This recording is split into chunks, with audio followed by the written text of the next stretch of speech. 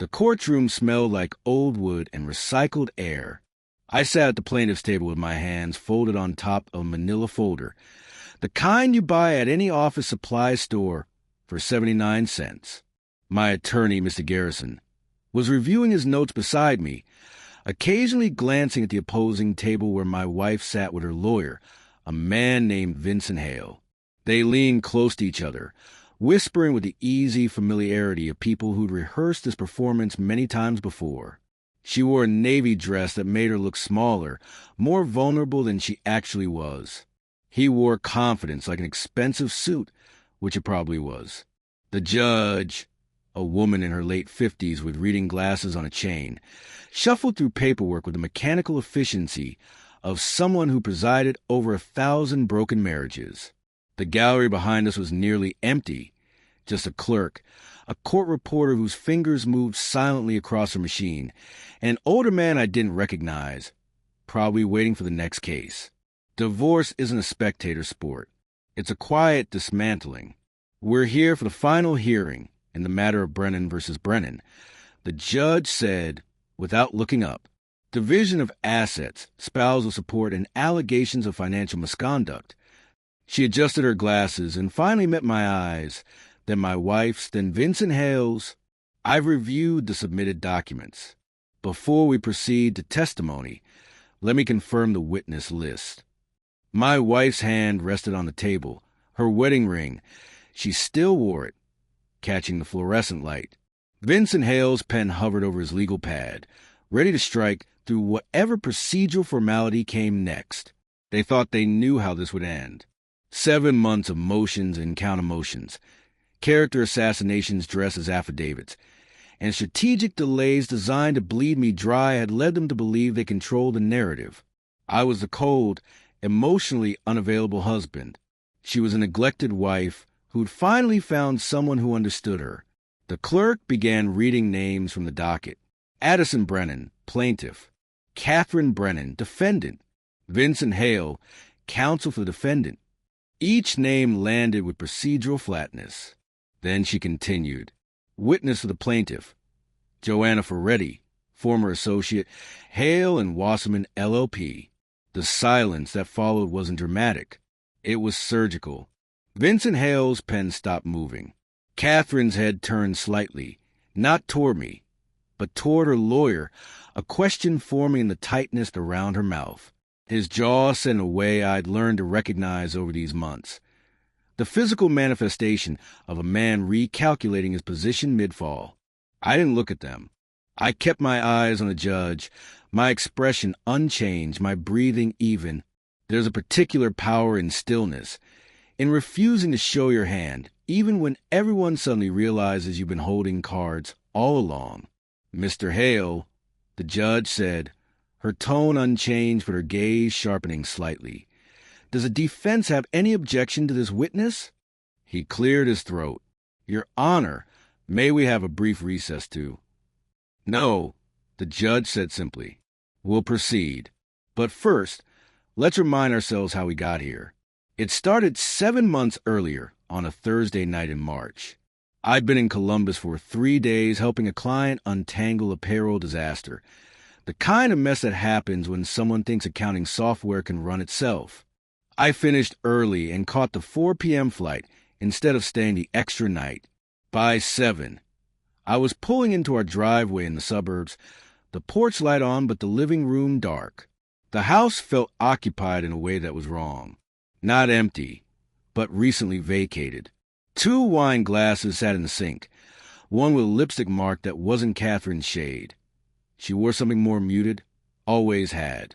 A men's watch lay on the kitchen counter, silver with a black face. Expensive. When I picked it up, it was still warm. I set it back down exactly where I'd found it and stood there in my own kitchen feeling like an intruder. Katherine came downstairs in her robe, hair damp, surprised but not panicked. You're back early, she said, moving past me to grab the wine glasses, rinsing them with more attention than the task required. Julie stopped by. We opened a bottle. Julie was her college roommate, lived 2 hours away in Pittsburgh. I didn't ask about the watch. I didn't ask Why Julie would leave her wine glass with the wrong color lipstick. I was an accountant, trained to verify before concluding, to gather data before making accusations that couldn't be retracted. How was Columbus? She asked, drying the glasses with a dish towel, still not quite meeting my eyes. Tedious, I said. I'm going to shower. Upstairs, I stood under water hot enough to hurt and realized I'd been noticing things for months without letting myself see them. The Thursday evening meetings that stretched past 9, the new attention to her appearance on days she had lunch with the attorneys about her mother's estate, the way she'd started keeping her phone face down on every surface, a small gesture that meant nothing until it meant everything. Our bedroom had become polite territory, a place where two people existed in parallel, without friction, because friction required contact. I started keeping a notebook, not a journal. Accountants don't journal, we document. Dates, times, observations. April 3rd. Katherine's car at the Hale and Wasserman office at 8:30 p.m. Lights on in the corner suite. Her vehicle still there when I drove past again at 10:15. April 17th. Restaurant receipt in her purse for 2 entrees and a bottle of wine that cost more than we'd ever spent on a meal together. April 22nd. A message on her phone she left on the bathroom counter while showering. Tonight was perfect. Can't wait for Friday. No name, just a heart emoji. She was 43 years old and using heart emojis with someone who wasn't her husband. Vincent Hale had been representing her for 6 months in the settlement of her mother's estate, a simple process he'd somehow extended into a marathon of consultations and document reviews. I'd met him twice at family gatherings, confident handshake, expensive cologne, the kind of man who made jokes that weren't quite funny, but everyone laughed anyway because he expected it. He'd given me his card once, said if I ever needed legal help to call him. His smile never reached his eyes, the kind of professional warmth that turned off the moment it stopped serving a purpose. I started making copies. Every bank statement, every deed, every piece of paperwork from our 15-year marriage. I opened a separate account and began transferring my paychecks there, small amount at first, then more as I realized what was coming. I didn't confront her because I'd learned something about Katherine over the years. She was a storyteller, talented at rewriting history until her version became the only version that mattered. If I accused her, she'd simply adjust the narrative. I'd become the paranoid husband, the jealous controller, the man who drove her into someone else's arms through neglect and suspicion. So I stayed quiet. I made dinner, asked about her day, maintained the performance of a marriage that had already ended. At night, I lay beside her in the dark, listening to her breathe, and felt nothing except the cold calculation of someone preparing for a different kind of counting. Not financial, moral. Every lie, every omission, every moment of her hand on my shoulder, while her mind was somewhere else, with someone else. I was building a ledger, and eventually it would balance. The confrontation came in May, but by then I'd already won. I just didn't know it yet. The confrontation happened on a Sunday morning in May, the kind of bright spring day that makes everything look cleaner than it actually is. Katherine was at the kitchen table with her laptop, working on something she minimized the moment I walked in. Coffee steamed in her favorite mug, the ceramic one her mother had given her years ago. I poured myself a cup and sat across from her, letting the silence stretch until it became a presence of its own. "We need to talk," I said. Not a question, not an opening for negotiation. She looked up with that expression I'd seen her practice in mirrors, the one that said she was tired and put upon, but still willing to be reasonable. About what? About the Thursday nights that run past midnight. About Vincent Hale. About why you're suddenly interested in refinancing the house when we paid off the mortgage 3 years ago. I kept my voice level, each word placed with the precision of numbers in a column. About who you've been spending your time with while I've been keeping our actual marriage alive. Something flickered across her face. Surprise, maybe, that I'd finally said it out loud. Then it hardened into something else, something I'd never seen before, but had probably always been there underneath. "You're paranoid," she said, but her hand tightened around the coffee mug. "Vincent is handling Mother's estate. The refinancing is about investment opportunities. And I've told you about the Thursday planning committee meetings for the hospital fundraiser. The hospital fundraiser ended in March," I said, "according to their website." She stared at me for 3 seconds, recalculating.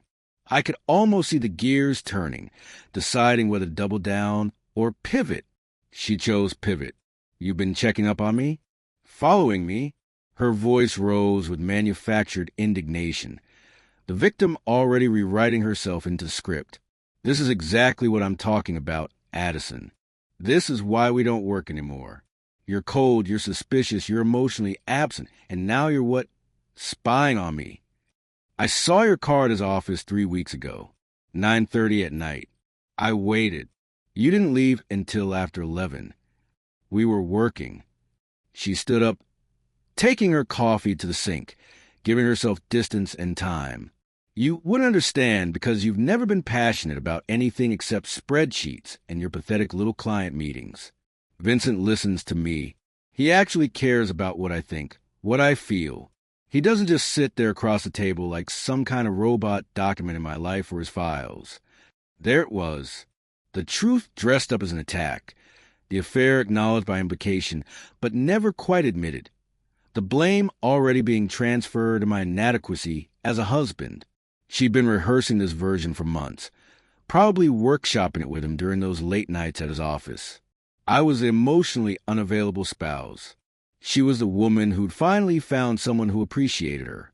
The narrative was clean, sympathetic, ready for deployment to friends and family, and eventually a divorce court. I didn't shout. I didn't throw anything or demand details, or ask how long it had been going on. Those were questions for someone who still hoped to salvage something from a wreckage. Instead, I stood up, walked to the bedroom, and pulled my duffel bag from the closet.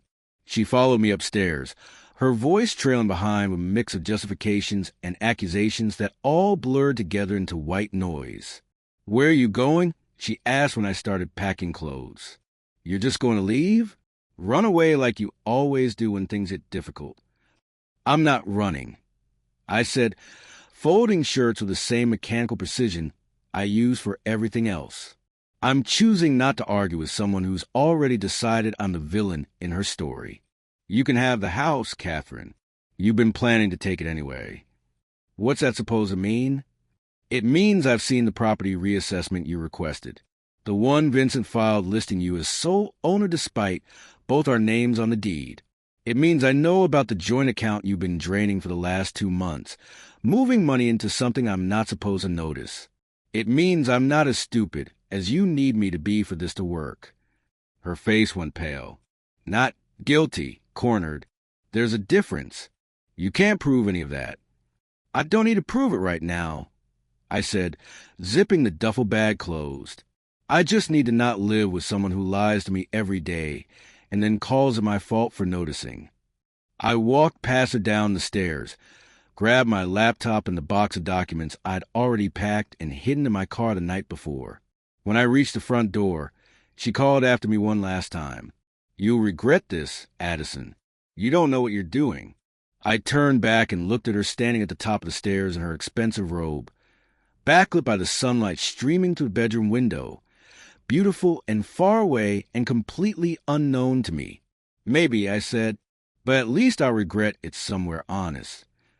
The door closed behind me with a quiet click, and I felt something unexpected. Not anger or grief, but relief. The kind that comes from finally stopping pretending. The temporary apartment was in a complex near the highway, the kind of place where young professionals live between college and real life. Thin walls, generic carpet, a kitchenette with 2 burners, and a refrigerator that hummed too loud at night. I unpacked my duffel bag, set my laptop on the small dining table, and spent the first evening organizing every document I'd copied over the past 2 months into label folders. Financial records, property deeds, email correspondence, text message screenshots. Katherine didn't know I'd backed up her laptop during one of her Thursday absences. A simple cloud sync that gave me access to everything she thought was private. I wasn't proud of it, but I wasn't ashamed either.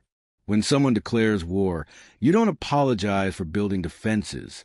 The divorce papers arrived by courier 10 days later. Vincent Hale's firm logo embossed at the top, his signature flourishing across the bottom with the kind of confidence that comes from never losing. The petition painted a portrait of marriage destroyed by my emotional neglect, financial manipulation, and controlling behavior. Katherine sought the house, half my retirement accounts, and spousal support calculated at 40% of my income for the next 7 years. Attached was a sworn affidavit claiming I'd hidden assets, threatened her during arguments that never happened, and created an environment of psychological abuse through my cold and calculating demeanor. I read it twice, then called the attorney my colleague had recommended, Thomas Garrison, a quiet man in his 60s who'd spent 30 years in family law and no longer needed to prove anything to anyone. His office was above a hardware store downtown, 3 rooms that smelled like old books and coffee. He read through Katherine's petition without expression, occasionally making notes in the margins with a mechanical pencil. "They're trying to bury you," he said finally, looking at me over his reading glasses. "Financial hardship through legal fees, character assassination through affidavits, settlement pressure through time. It's aggressive, but it's also sloppy. Your wife's attorney is either overconfident or distracted." "He's both," I said. "He's sleeping with her." Garrison's eyebrow raised slightly. "Can you prove it?" I opened my laptop and showed him the documentation. Restaurant receipts charged a Vincent Hale's firm credit card. 2 meals ordered every Thursday for 6 months. Hotel reservations in his name in cities where Katherine had claimed to be visiting friends. Text messages discussing their relationship, mixed in with discussions of legal strategy. And the critical piece, email correspondence between Vincent Hale and Katherine from 4 months ago, when he was still supposed to be representing both of us in a joint property consultation regarding her mother's estate. "He advised you both on a shared matter?" Garrison asked, leaning forward. "Conflict of interest." I said. "He met with us together 3 times, reviewed our joint financial portfolio, then 6 weeks later started representing only her in the divorce, using information he gathered while claiming to serve both our interests." Garrison smiled for the first time since I'd met him. "This man is an idiot." We filed our response 2 weeks later. Not aggressive, not emotional, surgical. We denied every false claim with attached documentation. Bank statements showing I'd never hidden assets. Calendar records proving I was at work during arguments Katherine swore had happened at home. Character references from colleagues and clients who'd known me for years. And buried in the appendix, almost as an afterthought, a formal complaint to the State Bar Association regarding Vincent Hale's ethical violations, filed under seal per procedural rules, but attached to our court response for the judge's private review. Katherine's counterattack came fast. Amended affidavits with new claims, each more desperate than the last. I'd isolate her from friends, disproven by phone records showing dozens of calls. I controlled her finances, contradicted by bank statements showing her free access to all accounts. I'd threatened her safety, unsupported by any police reports, medical records, or witness testimony. Vincent Hale was throwing everything at the wall, hoping something would stick long enough to force a settlement before his own misconduct came to light. But he'd made a critical mistake. In his rush to discredit me, he'd submitted financial documents claiming I'd transferred money out of joint accounts to hide it from Katherine. The documents showed transactions that never happened, dates that didn't align with actual bank records, amounts that didn't match. Someone at his firm had altered the records, and they'd done it sloppily. I recognized the work immediately. Inconsistent formatting, wrong account numbers, decimal points in places that made no mathematical sense. I knew who'd done it. Joanna Ferretti, a junior associate at Hale and Wasserman, had been the one preparing discovery documents. I'd met her briefly at a bar association mixer 2 years ago, a young attorney who'd seemed bright and ethical and increasingly uncomfortable every time I saw her during court appearances.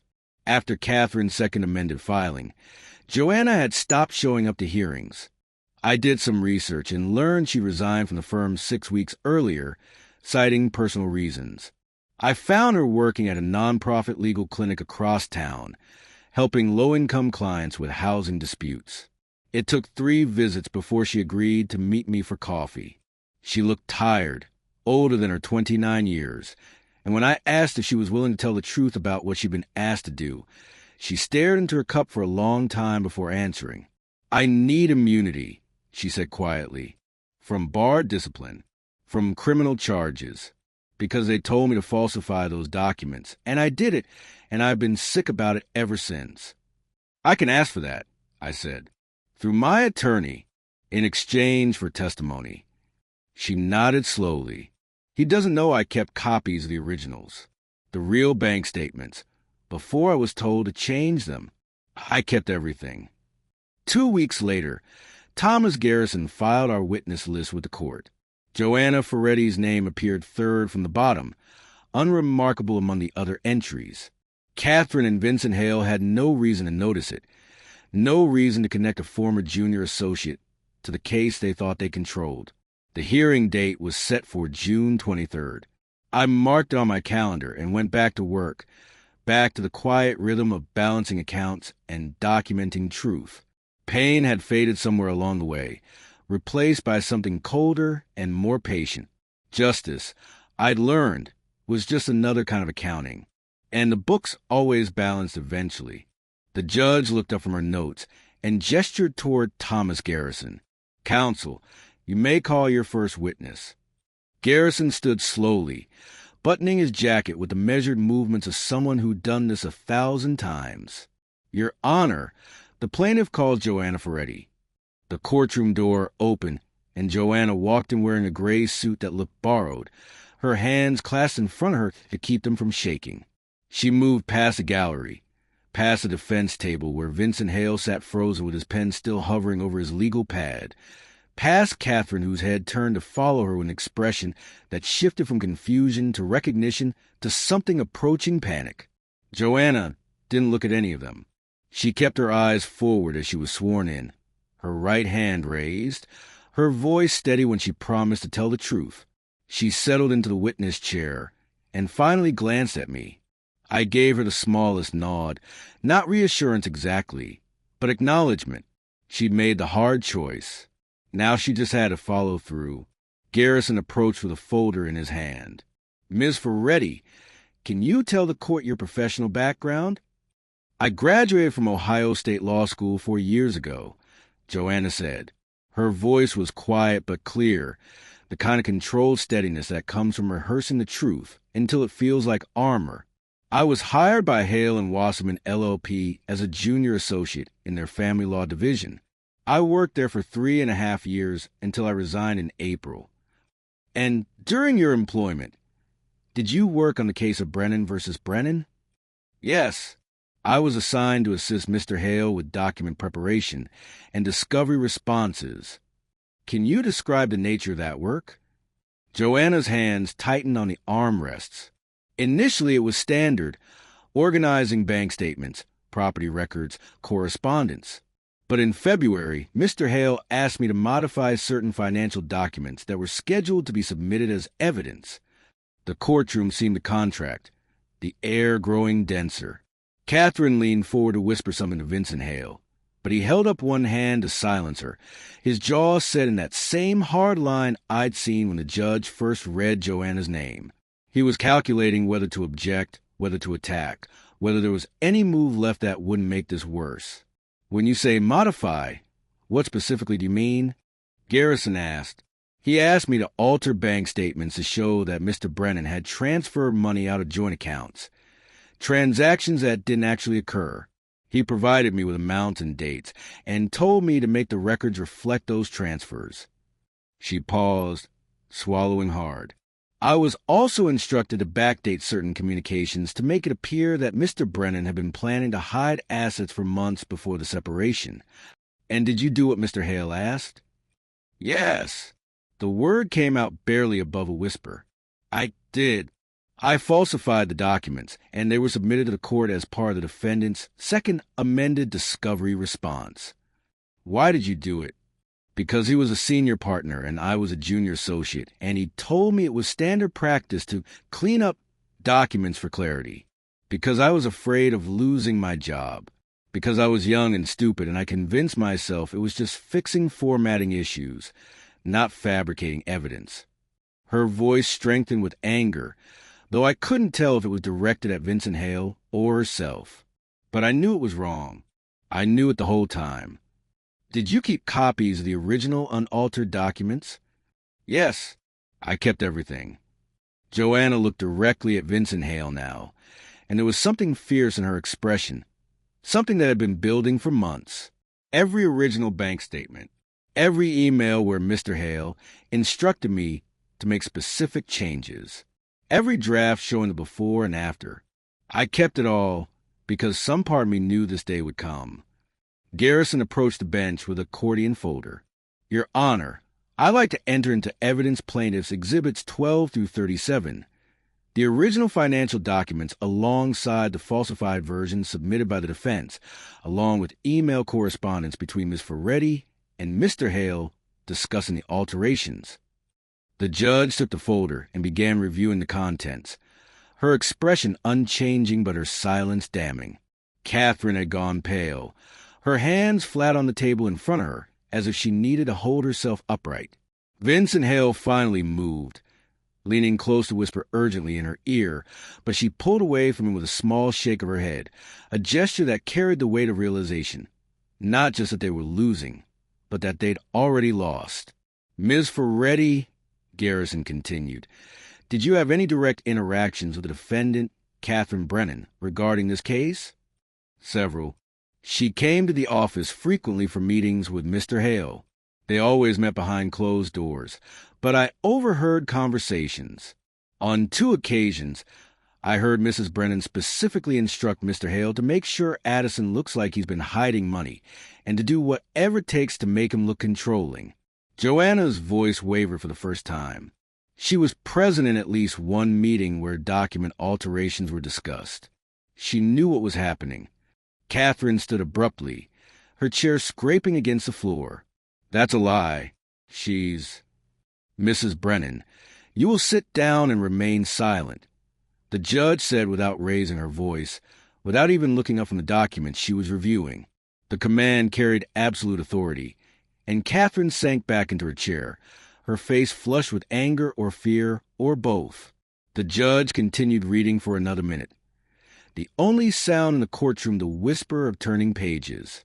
Finally, she closed the folder and removed her glasses, setting them on the bench with deliberate care. When she spoke, her tone was ice-wrapped in procedure. Mr. Hale, I am formally referring this matter to the Disciplinary Board of the State Bar Association for investigation of ethical violations, including conflict of interest, fraud upon the court, and subornation of perjury. I am also ordering that copies of all evidence presented today be forwarded to the District Attorney's office for review of potential criminal charges. She paused, letting the weight of those words settle. Furthermore, I am striking all affidavits and financial documentation submitted by the defense as unreliable and potentially fraudulent. This case will be decided on the plaintiff's evidence and testimony alone. Vincent Hale's face had gone gray. He opened his mouth to speak, then closed it, the calculation finally complete. There was nothing left to say that wouldn't make his situation worse. I sat motionless at the plaintiff's table, my hands still folded on top of my manila folder, my expression unchanged. I didn't smile, didn't exhale with relief, didn't turn to look at Katherine or her lawyer or anyone else. There was no triumph in this moment. Only the cold satisfaction of watching numbers finally balance, of seeing truth emerge from the careful documentation of lies. The judge set a date for final judgment in 3 weeks. When she gavelled the session closed, Katherine remained seated, staring straight ahead at nothing. Vincent Hale gathered his papers with shaking hands, already mentally preparing for professional destruction that would follow.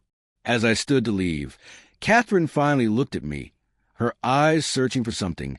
Anger, vindication, mercy. I couldn't tell. I met her gaze for 1 second, 2, then turned away. After months of her rewriting history, of her turning my patience into neglect and my honesty into cruelty, I gave her the only response that mattered. Nothing at all. The final judgment came through on a Wednesday in July. Thomas Garrison called to read me the terms. The house would be sold and proceeds divided equally. No spousal support awarded. All legal fees to be paid by Katherine for her role in the fraudulent filings. The language was procedural, clinical, devoid of the drama that had preceded it. Justice delivered in paragraphs and subsections, binding and unremarkable. You won, Garrison said before hanging up, decisively. I thanked him and set the phone down on the kitchen counter of my small apartment. Won. The word felt strange, too large for what I actually felt, which was nothing particularly triumphant, just tired, just ready to be done. The apartment had slowly transformed from temporary shelter into something resembling a home. I bought a decent coffee maker, hung a few landscape prints on the walls, mountains and coastlines, places I'd never been but might visit someday. No photographs of people. No reminders of the 15 years I'd spent building a life with someone who'd been planning its demolition while I slept beside her.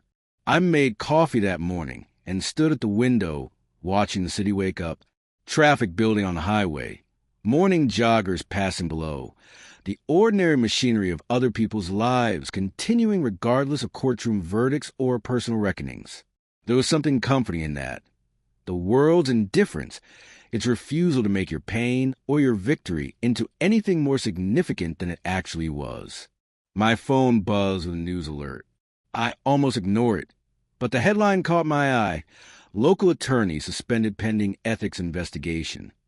The article was brief, mentioning Vincent Hale by name, citing allegations of document falsification and conflict of interest in a recent divorce case. No mention of Katherine, no salacious details, just a dry recitation of professional consequences.